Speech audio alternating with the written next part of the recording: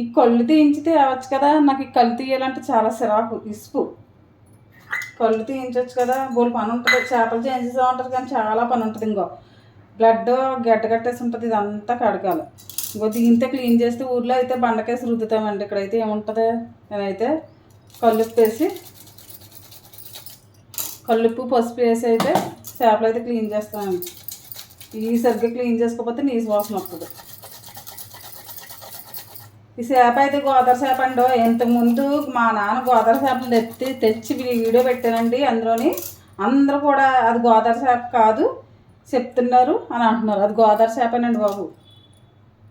చెరువు చేప తెచ్చుకుని డప్పు కొట్టుకోవడం మాకు అనేటండి. ఇదైతే పండుగొప్ప అండి. క్లీన్ చేస్తామంటారు ఎంత వస్తుంది. ఊళ్ళో పండ్లు ఉంటాయి కాబట్టి దానికి వేసి రుద్దుతాం కాబట్టి గొడవ ఉండదు.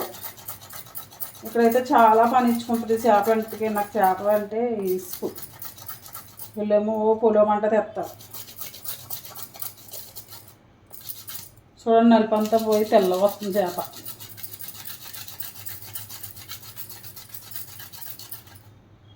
అక్కడ పెట్టే ఈ కొల్లు ఎలా తీయాలి నాకు అర్థం కావట్లేదండి.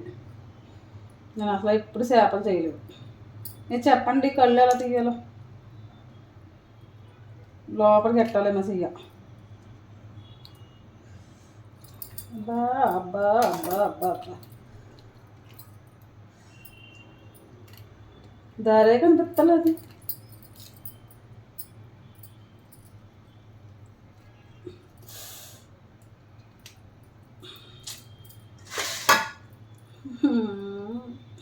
రావట్లేదు కొన్ను.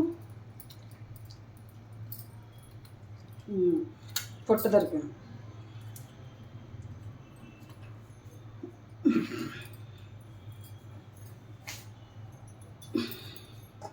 దీంట్లో చెన కూడా ఉందండి చూడండి. ఇంకో కొన్ని ఉంది.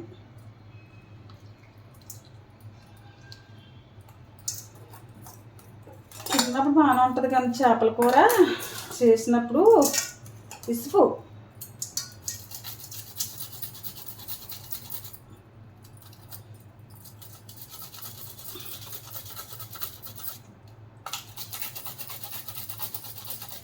ఇది ఉంటే ఈజీగా తోమేసుకోవచ్చు, గొడవ ఉండదు.